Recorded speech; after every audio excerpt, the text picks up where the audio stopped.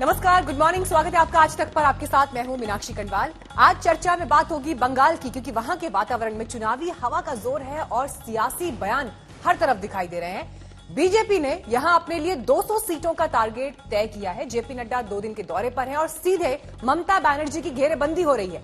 आज जेपी नड्डा ममता बनर्जी के भतीजे अभिषेक बनर्जी के इलाके में जाएंगे, तो उधर टीएमसी को लगता है कि जेपी नड्डा के आने से उनकी चुनावी सेहत पर कोई फर्क नहीं पड़ता। लेकिन इतना तय है कि बीजेपी ने बंगाल के लिए ताकत झोंक दी है और जवाब में टीएमसी कितनी तैयार है, आज इसी पर हम करेंगे चर्चा। तमाम मेहमान हमारे साथ जुड़ेंगे, लेकिन बीजेपी के हमलों पर कितना प्रहार हुआ है, वहां पर क्या तस्वीर दिखाई दी जेपी नड्डा के दौरे के दौरान, देखिए। में भी भारतीय जनता पार्टी ने एक लंबी लड़ाई लड़ी है। मुझे याद है कि एक समय था 9 साल पहले हमारा वोट प्रतिशत 4 था, 4। 2014 में हमारी सीटें हो गई 2 और हमारा वोट प्रतिशत पहुंचा 18 और 2019 में हमारा सीटें पहुंची 18 और हमारा वोट प्रतिशत पहुंचा 40। और अभी 2021 के चुनाव में भारतीय जनता पार्टी 200 सीट पार करेगी और सरकार बनाएगी। इस बात को हमको लोग भारतीय जनता पार्टी के साथ है, लोग मोदी जी के साथ है, लोग आशीर्वाद देना चाहते हैं। यहाँ वेस्ट बंगाल में 4 से 40 पहुंच गए। अब अंतिम छलांग लगानी बाकी है और वो हम 2021 में आप लोगों के आशीर्वाद से लगाएंगे। यहाँ ममता जी की सरकार को उखाड़ फेंकेंगे और कमल खिलाएंगे। इस बात को this democratic country, JP Nadda or anybody can visit Kolkata. But the fact is that JP Nadda is from Himachal. He is not familiar with Kolkata, Bengal, the culture, heritage and history of Bengal. So it will have no impact. But JP Nadda may try. तो आपने देखा किस तरह से आमने सामने है BJP और टीएमसी, और इस बार जो लड़ाई बंगाल के विधानसभा चुनाव की दिखाई देती है, मुख्य तौर पर बीजेपी और टीएमसी के बीच ही दिखाई देती है। आज इसी पर चर्चा करने के लिए हमारे साथ खास मेहमान जुड़ गए हैं। बीजेपी से प्रेम शुक्ला जी आ गए हैं हमारे साथ, मनोजीत मंडल हैं, आप पॉलिटिकल एनालिस्ट हैं, टीएमसी के समर्थक हैं, प्रोफेसर संगीत रागी हमारे साथ जुड़ गए हैं, आप दिल्ली यूनिवर्सिटी में पढ़ाते हैं, आरएसएस के जानकार भी हैं, और विवेक श्रीवास्तव जी भी जुड़ गए हैं हमारे साथ, आप जुड़ेंगे लेफ्ट पार्टी से। लेकिन सबसे पहले हम रुख कर लेते हैं मनोज्ञा का। मनोज्ञा, आज का दिन बहुत अहम रहने वाला है। एक तरफ जेपी नड्डा पहुंच रहे हैं चुनावी क्षेत्र में अभिषेक बनर्जी के, और दूसरी बड़ी खबर यह कि टीएमसी भी अपना रिपोर्ट कार्ड रिलीज करने वाली है। किस तरह की हलचल आज के दिन में दिखाई देने वाली है?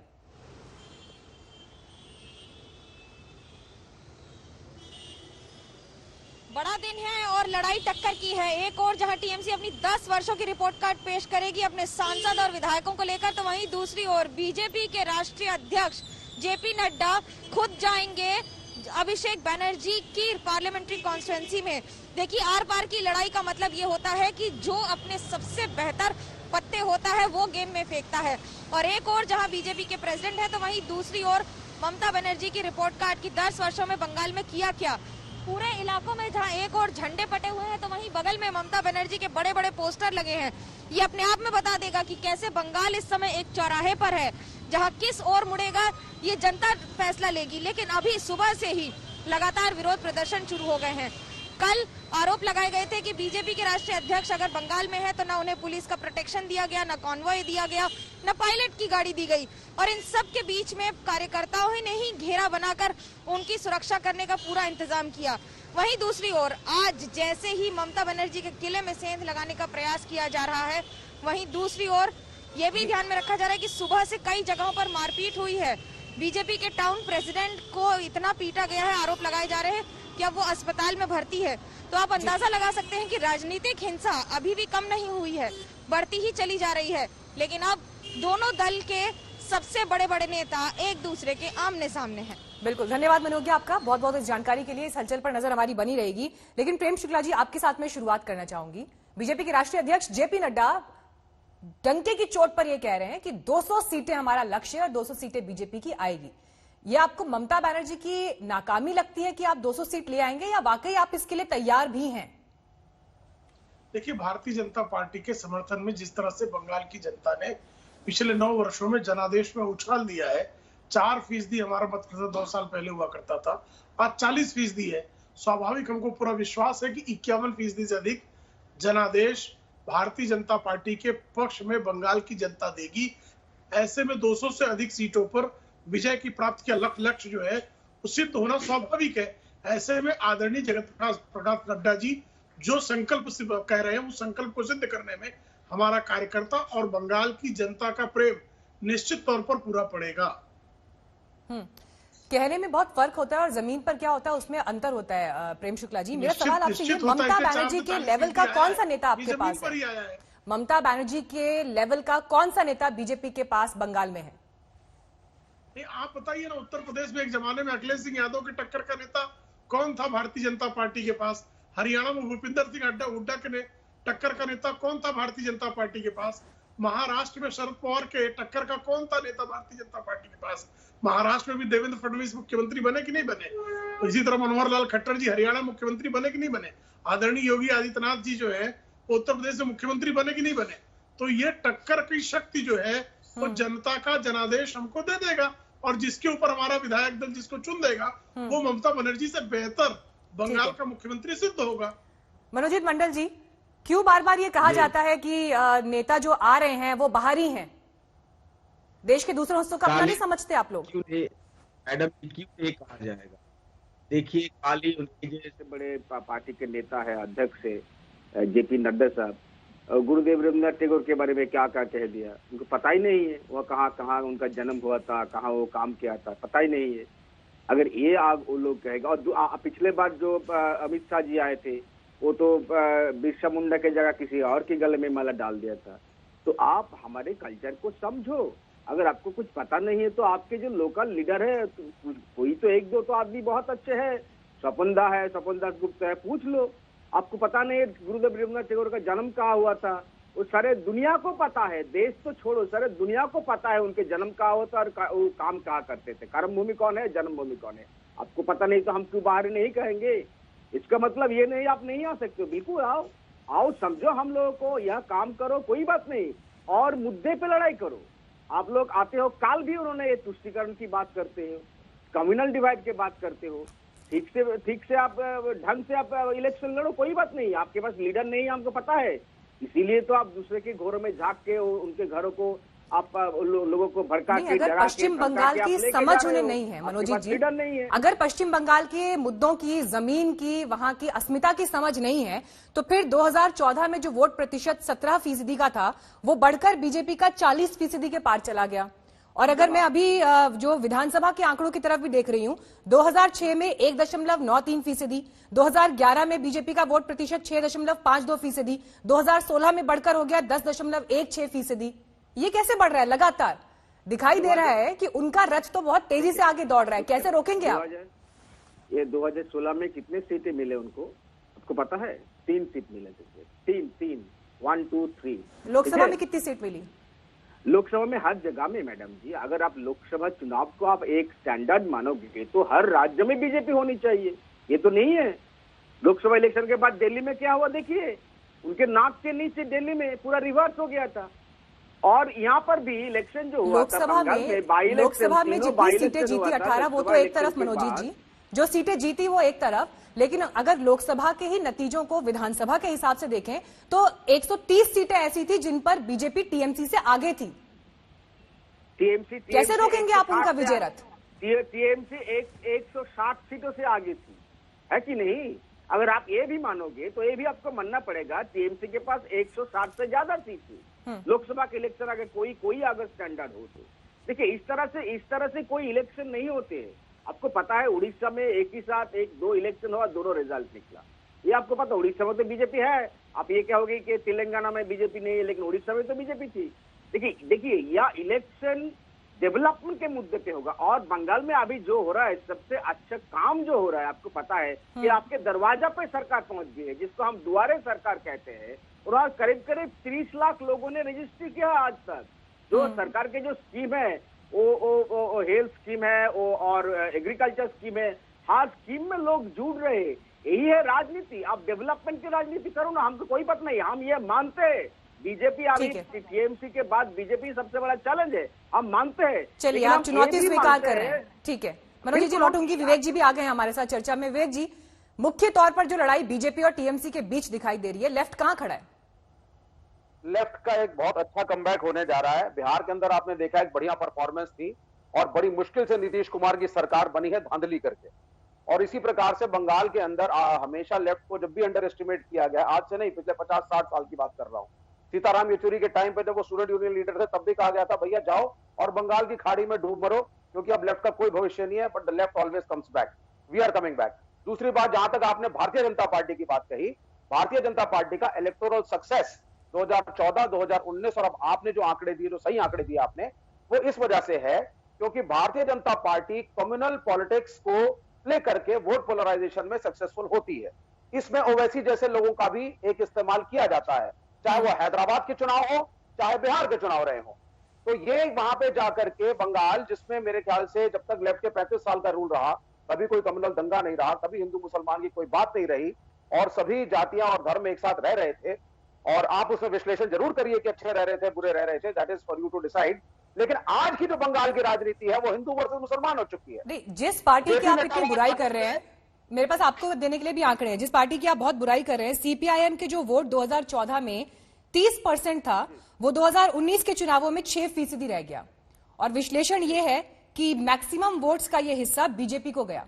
यानी टीएमसी को हराने के लिए जो लेफ्ट के कार्यकर्ता और लेफ्ट के नेता हैं वो शामिल हो गए बीजेपी में। आप तो अपने ही कैडर को संभाल नहीं पाए ना। Not at all. देखिए, मैं आपको एक बात बता देता हूं, अनलाइक द अदर पार्टीज, चाहे लेफ्ट का कैडर हो और चाहे कुछ और जो कैडर बेस्ड पार्टियां हैं हमारे पास, जिनका जो कैडर बेस्ड सांप्रदायिक संगठन आरएसएस कहते हैं, तो कैडर बेस्ड इंस्टीट्यूशंस के अंदर कैडर कभी भी शिफ्ट नहीं होता। वोट शिफ्ट एक अलग चीज है, कैडर शिफ्ट कभी नहीं होता, क्योंकि बहुत स्ट्रांग रूट्स होती हैं, बहुत स्ट्रांग ट्रेनिंग्स होती हैं। हमारी भी ट्रेनिंग बहुत स्ट्रांग है। सीपीआईएम के नेता खागेन मुर्मू जो मालदा में काफी लोकप्रिय थे, मालदा उत्तर में, वो क्यों जुड़ गए बीजेपी से और कैसे जीत गए फिर चुनाव? These are very exceptional cases. These are very exceptional cases. अगर आप देखेंगे जिस तरीके से कांग्रेस का एक बड़ा धड़ा टूट करके बीजेपी में जुड़ा, लोकसभा की टिकट लेकर के, या दिल्ली में यहाँ बहुत सारे कांग्रेस के नेताओं ने बीजेपी को ज्वाइन किया, ये चीजें आपको लेफ्ट में नहीं मिलेंगी और वाइस वर्सा भी नहीं मिलेगी। कांग्रेस के साथ आ रहे हैं आप? नहीं, वो तो चलिए, वो तो बातचीत होगी, देखा रहेगा। लेकिन ये बात बड़ी श्योर है कि ये जो सांप्रदायिक राजनीति है, जय श्री राम के नारे लगाओ फिर दंगा करो। गृह मंत्री अमित शाह से लेकर बीजेपी अध्यक्ष जेपी नड्डा ने बंगाल में 200 से ज्यादा सीटें जीतने का दावा कर दिया। बिहार चुनावों में जीत के बीजेपी बंगाल में अपनी ताकत दिखा रही है। बीजेपी जिंदाबाद, बीजेपी जिंदाबाद।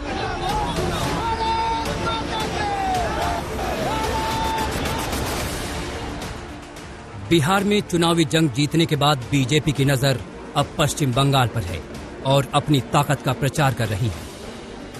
गांव में लोगों की आस्था मोदी जी के साथ जुड़ी हुई है, इसलिए बिहार में फिर से हम सरकार बना सकते हैं।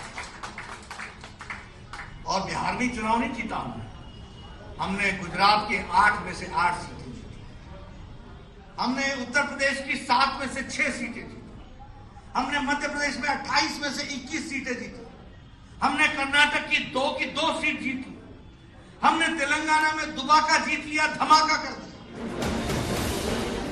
बंगाल की सत्ता पर 10 साल से काबिज ममता बनर्जी को मात देने के लिए बीजेपी पूरे जोर शोर से जुट गई है और 200 सीटें जीतने का दावा कर रही है। बंगाल में भी भारतीय जनता पार्टी ने एक लंबी लड़ाई लड़ी है। मुझे याद है कि एक समय था 9 साल पहले हमारा वोट प्रतिशत 4 था, 4। 2014 में हमारी सीटें हो गई 2 और हमारा वोट प्रतिशत पहुंचा 18 और 2019 में हमारा सीटें पहुंची 18 और हमारा वोट प्रतिशत पहुंचा 40। और अभी 2021 के चुनाव में भारतीय जनता पार्टी 200 सीट पार करेगी और सरकार बनाएगी। कोलकाता में बीजेपी के राष्ट्रीय अध्यक्ष जेपी नड्डा मिशन बंगाल के तहत कोलकाता पहुंच गए हैं। कोलकाता में ढोल नगाड़ों के साथ उनका भव्य स्वागत किया गया। भले ही हैदराबाद के चुनाव हो या बाकी स्थानीय या निकाय चुनाव, बीजेपी लगातार जीत हासिल कर रही है, जिसके बाद अब हौसले भी बुलंद हैं। पार्टी ये संभवतः जानती है कि आने वाले दिनों में बंगाल में फायदा हो सकता है, लिहाजा जमीनी स्तर पर लोगों से जुड़ने का प्रयास किया जा रहा है। भले ही वो घर घर जाकर मिले या फिर अपने कार्यकर्ताओं से सम्मेलन करें। जेपी नड्डा ममता बनर्जी के खिलाफ चुनाव की प्लानिंग का पूरा खाका लेकर कोलकाता पहुंचे हैं। बीजेपी ने कोलकाता में चुनावी कार्यालय समेत वर्चुअल माध्यम से 9 कार्यालयों का उद्घाटन किया। हम आपको बता दें कि बीजेपी की आगे 38 और कार्यालय खोलने की योजना है। जेपी नड्डा ने कहा कि बीजेपी कार्यालय से चलती है, बाकी पार्टियां घरों से चलती हैं। There is a difference between an office and a कार्यालय। Office works from 10 to 5. कार्यालय वर्क्स 24/7/365। हर समय चलता है और कार्यालय संस्कार का केंद्र है। और मजेदार बात देखिए कि भारतीय जनता पार्टी कार्यालय से चलती है और अन्य पार्टियों का कार्यालय घर ही उनका कार्यालय है, घर से पार्टियां चलती है। यह स्थिति आ गई। कोलकाता के कार्यालय में खड़े होकर जेपी नड्डा ने सीधे ममता बनर्जी पर प्रहार किया और ये ऐलान किया कि वो इसी कार्यालय से ममता बनर्जी को बंगाल से उखाड़ फेंकेंगे। विधान के साथ कार्यालय का उद्घाटन किया है, इस कार्यालय का भी उद्घाटन किया है। ये वो जगह है जहां से ममता जी की सरकार को उखाड़ फेंकने का निश्चय किया गया है। ये वह चुनाव का बंगाल में 200 से ज्यादा सीटें जीतने के लिए बीजेपी ने अपनी टीम 11 को रणभूमि में उतारा है, तो दूसरी तरफ केंद्रीय गृह मंत्री और बीजेपी अध्यक्ष जेपी नड्डा ने खुद भी मोर्चा संभाल लिया है। जेपी नड्डा ने कोलकाता से ममता बनर्जी पर तुष्टीकरण की राजनीति का आरोप लगाया। 30 और 1 जुलाई को ईद आती है, ईद मनाना चाहिए, हम चाहते हैं मनाई जाए, हमें खुशी है। हमारी सरकार जहां जो होती है हम मनाते हैं, हम मनाने की इजाजत भी देते हैं। लेकिन 30 तारीख को ईद मनाने की छुट्टी और 30 के बाद आता है 5 अगस्त, जब भव्य राम मंदिर बन रहा होता है तो उस दिन कर्फ्यू लगा दिया जाता है। लेकिन 5 तारीख को लॉकडाउन क्यों लगाया? ममता बनर्जी के अभेद्य किले को ढहाने के लिए बीजेपी सीधे दीदी पर धावा बोल रही है। जेपी नड्डा ने ममता बनर्जी पर वार करते हुए कहा कि बंगाल अब बदहाल हो चुका है। जो बंगाल संस्कृति के लिए जाना जाता था, जो बंगाल विराट हृदय के लिए जाना जाता था, जो बंगाल सोनार बंगाल के लिए जाना जाता था, आज वहां वायलेंस, करप्शन, भ्रष्टाचार, भाई भतीजावाद, अपना पराया और इसके साथ साथ विकास के विरुद्ध काम करने की योजना बनने का काम ये टीएमसी की सरकार ने पकड़ा है। अगर मैं वायलेंस की बात करूं, आज सुबह हमारा एक कार्यकर्ता मारा गया, कल हमारा एक कार्यकर्ता मारा गया, 130 कार्यकर्ताओं ने जाने दे दी, 130 कार्यकर्ता। कोलकाता रैली में संबोधित करते हुए जेपी नड्डा ने ममता बनर्जी को असहिष्णुता का दूसरा नाम भी बताया कि अगर हम ममता जी को देखें तो जिसको बोलते हैं असहिष्णुता, इनटॉलरेंस, दाई नेम इज ममता, ये दूसरा नाम है इनटॉलरेंस। हम आपको बता दें कि इस बंगाल में अपने चुनावी मिशन पर जेपी नड्डा सबसे पहले ममता बनर्जी के गढ़ में गरज रहे हैं। जी हां, नड्डा ममता बनर्जी के विधानसभा क्षेत्र भवानीपुर में रैली कर रहे हैं और इस चुनाव प्रचार अभियान को बीजेपी ने ममता के गढ़ में सर्जिकल स्ट्राइक का नाम दिया है। अब भवानीपुर का पूरा समीकरण समझिए। भवानीपुर सीट पर लगभग 45,000 मुस्लिम वोटर हैं, जबकि 90,000 बंगाली वोटर्स और 50,000 गैर बंगाली वोटर हैं। 2019 के लोकसभा चुनाव के दौरान इस क्षेत्र में बीजेपी मात्र 3,168 वोटों से पीछे रही थी। अब बीजेपी एंटी इनकम्बेंसी फैक्टर का सहारा लेकर इस सीट पर ममता को शिकस्त देने की तैयारी में है। बीजेपी ये बखूबी जानती है कि अगर उसे पश्चिम बंगाल में जीत हासिल करनी है तो मुख्यमंत्री ममता बनर्जी के किले में सेंध लगानी होगी। भवानीपुर कॉन्स्टिट्यूएंसी इससे कम नहीं है और ये भी जानती है बीजेपी की आने वाले दिनों में वोट सिर्फ रैलियों के जरिए नहीं आएगा, बल्कि इन छोटी छोटी गलियों में राष्ट्रीय अध्यक्ष के आने से कम कुछ परिवर्तन आ सकता है। इसी तरह बीजेपी डायमंड हार्बर संसदीय सीट में आने वाले 7 विधानसभा सीटों में से कम 4 पर कब्जा जमाना चाहती है। बीजेपी ने इसके लिए जमीनी स्तर पर काम करना शुरू कर दिया है। कोलकाता से मनोज्ञा लोईवाल के साथ आज तक ब्यूरो।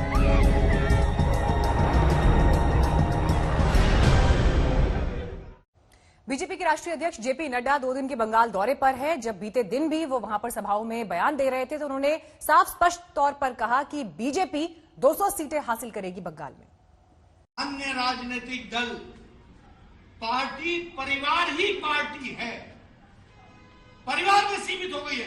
ऊपर से शुरू करो और नीचे तक चले जाओ, जाल बिछा हुआ है और टीएमसी भी इससे अलग नहीं है। यह भी परिवार की पार्टी बन गई है, ये हमको समझना है।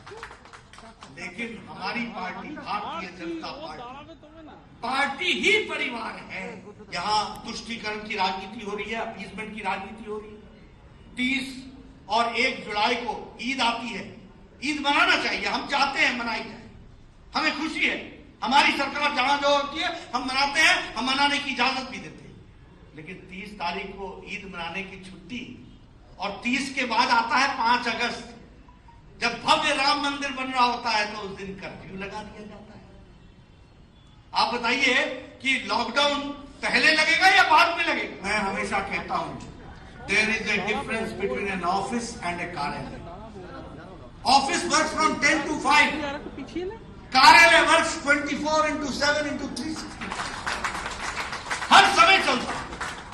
और कार्यालय संस्कार का केंद्र है। और मजेदार बात देखिए कि भारतीय जनता पार्टी कार्यालय से चलती है और अन्य पार्टियों का कार्यालय घर ही उनका कार्यालय है, घर से पार्टियां चलती हैं। यह स्थिति आ गई। बीजेपी के राष्ट्रीय अध्यक्ष बंगाल में मौजूद हैं और जो हुंकार उन्होंने वहां से भरी है मिशन 200 सीटों का, ये अपने आप में सवाल इसलिए पैदा कर रहा है कि टीएमसी अब इस चुनौती के लिए कितनी तैयार है, क्योंकि मुख्य तौर पर अब विधानसभा की जो लड़ाई है बंगाल में वो दिखाई दे रही है बीजेपी और टीएमसी के बीच। ममता बनर्जी के किले में सेंध लगाना बीजेपी का लक्ष्य और तमाम बड़े नेता जो पार्टी के हैं, गृहमंत्री अमित शाह से लेकर जेपी नड्डा और बाकी नेता, वो लगातार अपनी ताकत झोंके हुए हैं बूथ स्तर से लेकर पंचायत स्तर, जिला स्तर तक। अब ऐसे में देखना यह है टीएमसी कैसे इस चुनौती से निपटेगी। लेकिन पहले सुनिए आप जेपी नड्डा ने कल जब वो वहां मौजूद थे क्या कहा। अन्य राजनीतिक दल पार्टी परिवार ही पार्टी है, परिवार में सीमित हो गई है। ऊपर से शुरू करो और नीचे तक चले जाओ, जाल बिछा हुआ है और टीएमसी भी इससे अलग नहीं है। यह भी परिवार की पार्टी बन गई है, ये हमको समझना है। लेकिन हमारी पार्टी भारतीय जनता पार्टी ही परिवार है। यहाँ तुष्टीकरण की राजनीति हो रही है, अपीसमेंट की राजनीति हो रही है। 30 और 1 जुलाई को ईद आती है, ईद मनाना चाहिए, हम चाहते हैं मनाई जाए, हमें खुशी है। हमारी सरकार जहां जो होती है हम मनाते हैं, हम मनाने की इजाजत भी देते हैं। लेकिन 30 तारीख को ईद मनाने की छुट्टी और 30 के बाद आता है 5 अगस्त, जब भव्य राम मंदिर बन रहा होता है तो उस दिन कर्फ्यू लगा दिया जाता है। आप बताइए कि लॉकडाउन पहले लगेगा या बाद में लगेगा? मैं हमेशा कहता हूं there is a difference between an office and a कार्यालय। ऑफिस वर्क्स फ्रॉम 10 to 5, कार्यालय वर्क्स 24/7/360, हर समय चलता है। और कार्यालय संस्कार का केंद्र है। और मजेदार बात देखिए कि भारतीय जनता पार्टी कार्यालय से चलती है और अन्य पार्टियों का कार्यालय घर ही उनका कार्यालय है, घर से पार्टियां चलती हैं। यह स्थिति आ गई। तो एक के बाद एक ताबड़तोड़ हमले यहां पर जेपी नड्डा ने ममता बनर्जी और तृणमूल कांग्रेस पश्चिम बंगाल सरकार पर किए। मनोजीत मंडल जी, ये बताइए, जिस तरह की ताकत बीजेपी यहां झोंकती हुई दिखाई दे रही है, जेपी नड्डा के एक के बाद एक तूफानी दौरे हो रहे हैं, अमित शाह वहां लगातार पहुंच रहे हैं, पूरी नजरें वहां टिकाए बैठे हैं, आप कैसे इस चुनौती का सामना करेंगे? क्योंकि एक तरफ आपके तो अंदर पार्टी के भीतर लड़ाई दिखाई दे रही है। नहीं, देखिए, इस तरह का कम्युनल पॉलिटिक्स जो साहब अभी तो कहा, अभी आपने दिखाया कि 5 अगस्त को क्यों लॉकडाउन हुआ था, इस तरह का कोई अगर आप बर्ताव आप दिखाओगे तो मैं आपको दावे के साथ कह सकता हूँ कि जो शिक्षित है, यहाँ का जो एजुकेटेड बंगाली मिडिल क्लास है, ये लोग बीजेपी के साथ नहीं जाएंगे, ये हमको पता है। और इसीलिए आप अगर पार्लियामेंट्री इलेक्शन में भी देखोगे तो कलकत्ता और आसपास के इलाका में उनको एक भी सीट नहीं मिला, इसीलिए इस कम्युनल पॉलिटिक्स की वजह से। और इन लोगों आप जितना ये करेंगे, इन लोगों टीएमसी के लिए उतना ही अच्छा है। टीएमसी के पास राजनीति है विकास की राजनीति, और जो विकास ममता जी के अंदर हुई है आज। मनोजीत जी, सवाल आपसे मेरा ये है कि पार्टी के भीतर जो अंदरूनी लड़ाई चल रही है, जो अलग अलग गुट बने हुए दिखाई दे रहे हैं, जब तक आप उस चुनौती से निपट नहीं पाएंगे, आप सामने वाले दुश्मन से कैसे निपटेंगे? हाँ, बिल्कुल जवाब देता हूँ। पार्टी के भीतर अगर कोई अंदरूनी लड़ाई है तो बीजेपी को इतना उत्फुल्ल क्यों हो गया है, वो इतना खुश क्यों दिखते हैं हर जगह? वो शुभेंदु अधिकारी जो आंदोलन में ममता बनर्जी के साथ कंधे से कंधा मिलाकर चल रहे थे, उनकी नाराजगी इतने बड़े मंच पर अगर सामने आ गई, क्या प्रॉब्लम है? हो सकते आगे इलेक्शन के 5 महीने पहले आप अगर ये इस तरह का बात कहोगे तो लोग कौन कहेगा, अरे पूरा मक्खन तो खा लिया 8-9 सालों से, आप अगर उनको जाना है तो जाओ, हम क्या कर सकते हैं। लेकिन लोगों को पता है, जनता जानती है ये लोग क्यों जा रहे हैं। ये लोग जा रहे हैं खुद के एम्बिशन के लिए। जो जिसके बारे में आप बात कर रहे थे मैडम, उनके पास 25 से ज्यादा उनके पास पोस्ट थे, 3 मिनिस्ट्री थे, उसके बावजूद उनको लगता है कि हमको कुछ नहीं मिला। तो ये नाराजगी तो अभिषेक बनर्जी से है ना? नहीं, नाराजगी किसी के, वो अभिषेक बनर्जी बच्चा है, वो बिल्कुल अभी तो बच्चा, मैं आपको सीधा कहता हूँ बच्चा है। उनके पास इतनी ताकत और इतनी पावर्स कैसे है उनके पास?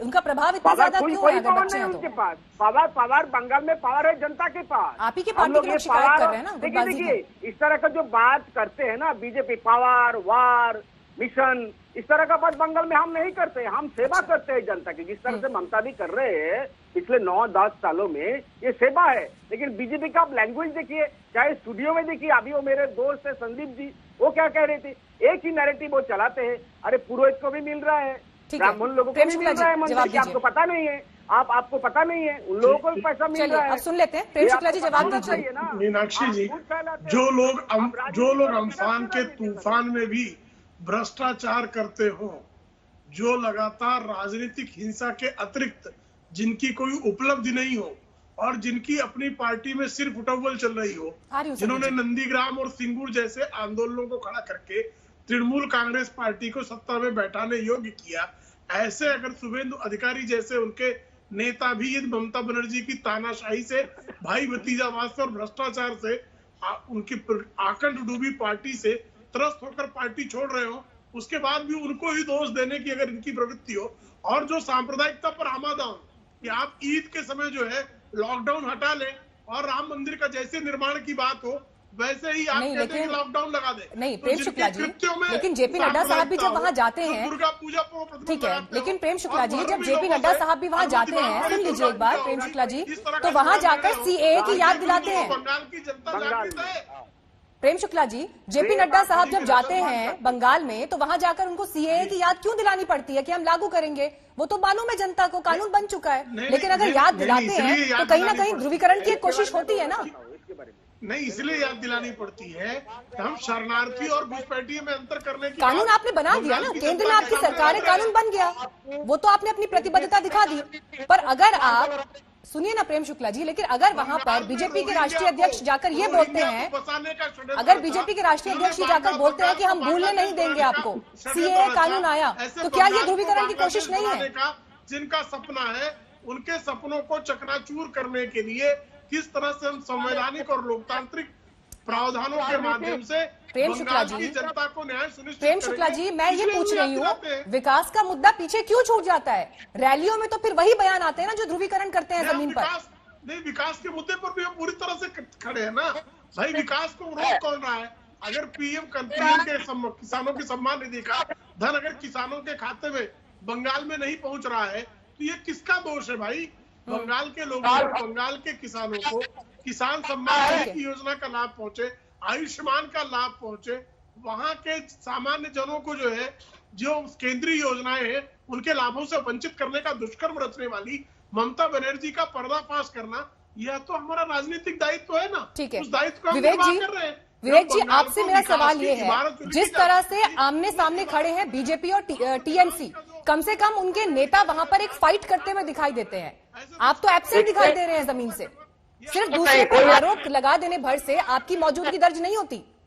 बिल्कुल नहीं है, आप फर्क को समझिए। ये लीडर खड़ा करके उसकी शक्ल दिखा के वोट मांगते हैं। लेफ्ट कभी व्यक्तिवाद में विश्वास नहीं करता। बिहार में भी 16 सीटें आई हैं, कोई चेहरा दिखाता आपको? हम सिस्टम पे वर्क करते हैं, ग्राउंड पे वर्क करते हैं। बंगाल की राजनीति अलग होती है, हमारे यहाँ केरला की अलग होती है। सेंट्रल फेसेस दिखा के वोट नहीं मांगते, नीतियों के आधार पर वोट मांगा जाता है, और हर पार्टी को मांगना चाहिए। यहाँ भारतीय जनता पार्टी के पास एक मोदी के चेहरे को छोड़ करके है क्या? हर जगह मोदी का चेहरा लेकर के चले जाएंगे, फिर डेवलपमेंट नहीं करेंगे। ममता बनर्जी से निपटने के लिए क्या स्ट्रैटेजी है आपके पास?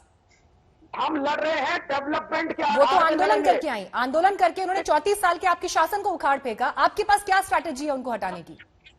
प्रजातंत्र है, प्रजातंत्र में सरकारें आती हैं, सरकारें जाती हैं। हमारा विश्वास अम्बेडकर के कॉन्स्टिट्यूशन पे है। हम चुनाव लड़ रहे हैं, लड़ेंगे, फिर आएंगे, आप देखिएगा। और डेवलपमेंट के आधार पे आएंगे और सांप्रदायिकता के खिलाफ आएंगे। ये नहीं कि जय श्री राम अल्लाहू अकबर बोलो और लोगों को लड़वाओ। इनके पास है क्या? राम मंदिर जिस दिन बन रहा था उस दिन डर का माहौल था पूरे देश में, लेकिन खुशी की बात है कि मुसलमानों ने कोर्ट के वर्डिक्ट को राम मंदिर के फेवर में स्वीकारा। ये बात भारतीय जनता पार्टी को हजम नहीं होती है। ठीक है, ये चाहते संगीत हैं रागी जी, तो वैसी आपने अपना पॉइंट रखा विवेक जी, ठीक है। संगीत रागी जी, अब जैसे मुसलमानों का इन्होंने जिक्र कर दिया, पश्चिम बंगाल में ऐसे हिस्से, 3 क्षेत्र तो ऐसे हैं जहां पर मुस्लिम वोटर ही तय करता है कि जो है कौन नेता जो है आने वाला है सरकार में, और अब असदुद्दीन ओवैसी की पार्टी भी चुनाव लड़ने वाली है। क्या जमीन पर असर पड़ेगा? देखिए मीनाक्षी जी, पहली बात तो पिछले 5 साल से, खास करके पिछले 5 साल से पश्चिम बंगाल में ममता राज नहीं है, पश्चिम बंगाल में मुल्ला राज है। दूसरी बात, जो 130 ऐसी कॉन्स्टिट्यूएंसी है जहां पर मुस्लिम वोटर्स जो है वो वहां के भविष्य तय करते हैं, इसमें कोई दो राय नहीं है। वामपंथ को जो 16 सीटें बिहार में मिली थी वो लालू के कारण मिली थी। वामपंथ बिहार के अंदर नहीं है। वामपंथ जो है वो दूसरे की सीढ़ियां चढ़ करके वहां तक खड़ा हो सकता है। वामपंथ की कोई लिखी हुई राजनीति है दुनिया में? वामपंथ सबको बाहर निकाल करके चला गया है। दुनिया में कहीं भी वामपंथ जो है वो आज के दिन में प्रासंगिक नहीं है। जो वामपंथ के गढ़ते में सारे चले आए हैं। ओवैसी फैक्टर, एक मिनट, एक विवेक श्रीवास्तव, आपका कैडर आपके पास नहीं बचा हुआ है। आपकी जो राजनीति है वो आज लोगों को अपनी ओर आकर्षित नहीं कर रही है। सवाल हो गया ना, उस पर बात हो गई। मैं ओवैसी फैक्टर पर बात कर रही हूँ। देखिए ओवैसी एक व्यक्ति है, ओवैसी की पार्टी है, वो जहां मन चाहे लड़ सकते हैं। और ये कहना कि ओवैसी को नहीं आना चाहिए, आना चाहिए, तय करने वाले होते हैं वो। और उनके जो देखिए, इन लोगों का ये दुष्प्रचार जरूर होता है कि भाई ओवैसी इसलिए नहीं आना चाहिए ताकि मुस्लिम वोट कहीं बट न जाए, यानी कि उनको लगता है मुस्लिम वोट नहीं बटना चाहिए। मनोजित जी, जो एक आपका बड़ा वोट बैंक है जिसके आरोप ममता बनर्जी के ऊपर लगातार लगे भी हैं मुस्लिम तुष्टीकरण के, असदुद्दीन ओवैसी के मैदान में आने से एक झटका तो जरूर लगेगा।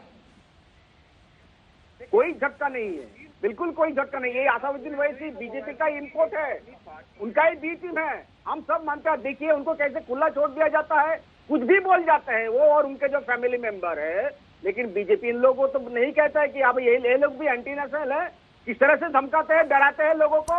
ये बीजेपी का डी टीम है, हम सबको पता है। शुक्ला जी, एक छोटा कमेंट बस मैं आपसे उसके बाद में बहस का अंत यहाँ पर करूंगी। आपके राष्ट्रवाद का जवाब टीएमसी दे रही है बंगाली राष्ट्रवाद के हिसाब से, इस चुनौती से कैसे निपटेंगे? सब बंगाली राष्ट्रवाद भी हमारा उपराष्ट्रवाद, हम उसके साथ है। बंगाल की जनता ही जो है हमारे समर्थन में जनादेश देगी। बंगाल के नेता ही चुनाव लड़ेंगे। जो लोग रोहिंग्या और को लाकर बंगाल को बांग्लादेश बनाना चाहते हैं, ऐसे बांग्लादेश बनाने वालों के ख्वाबों को चकनाचूर करने का जनादेश बंगाल की जनता देगी।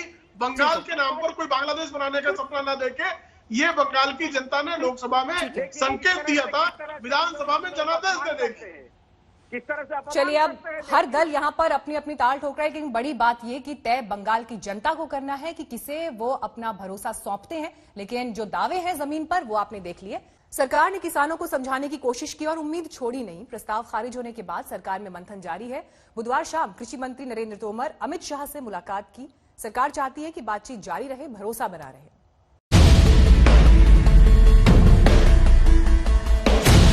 5-5 दौर की बात हो गई। भारत बंद भी हो गया। गृह मंत्री अमित शाह से भी मुलाकात हो गई, लेकिन सारी मुलाकात के बावजूद बात नहीं बनी।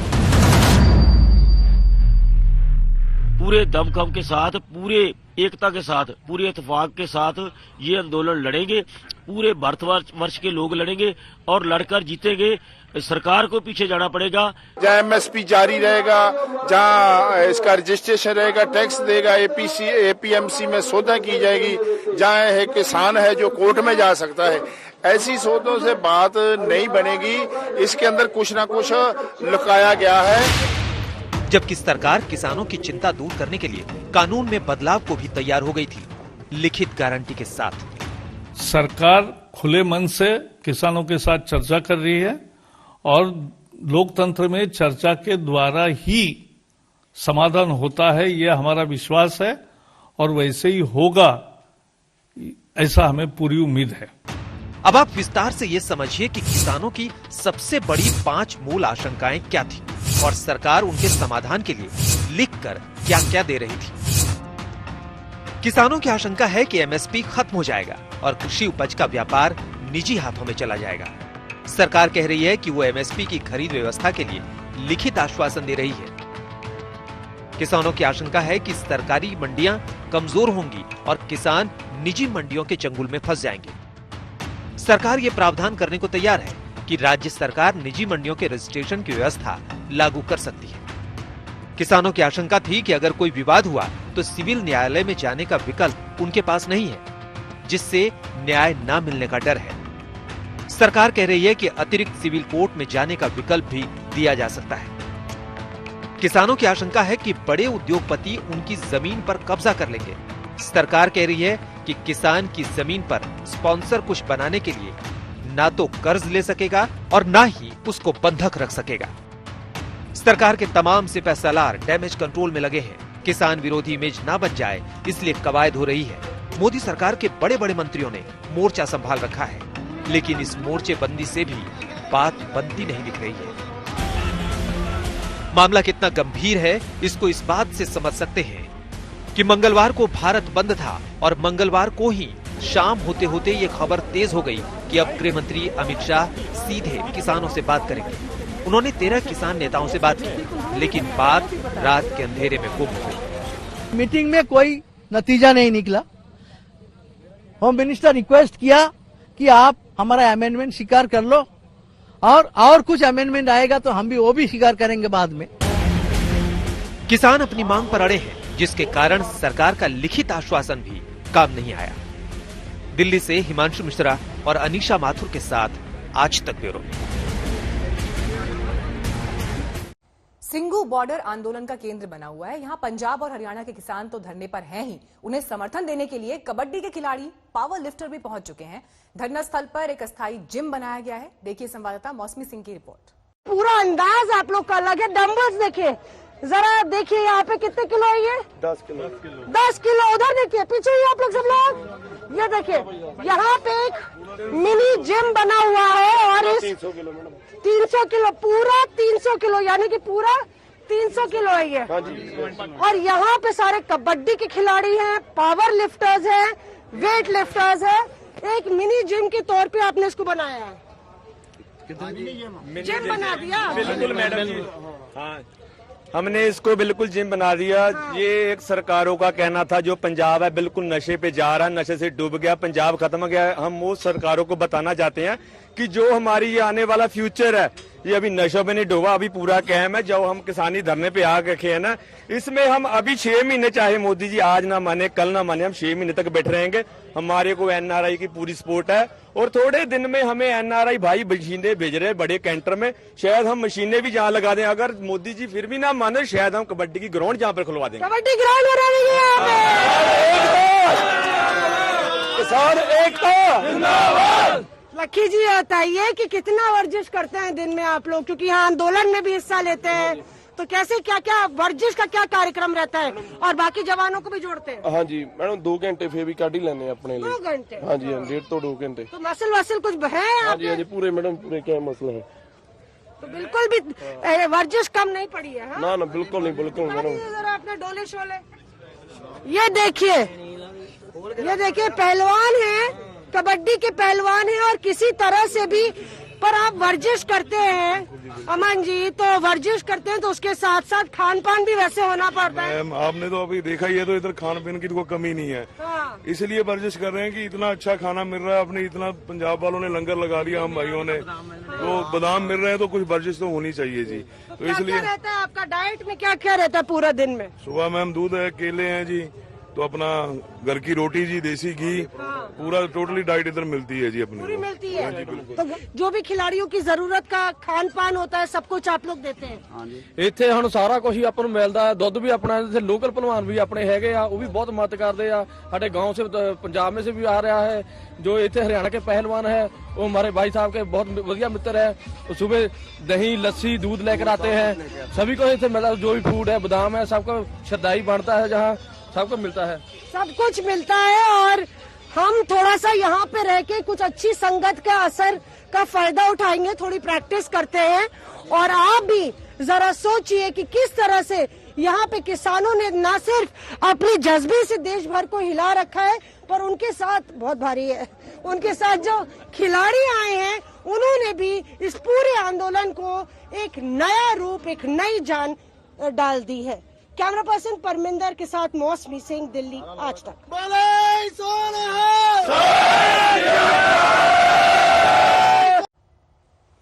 मजबूरियां कितनी भी हो, मुश्किलें कितनी भी हो, जिंदगी हर जगह अपने रंग ढूंढ लेती है। सिंघू बॉर्डर से हमारी संवाददाता मौसमी सिंह आंदोलन की इन आफतों के बीच हौसले बढ़ाने वाली कुछ ऐसी ही कहानियां आपके लिए लेकर आई हैं।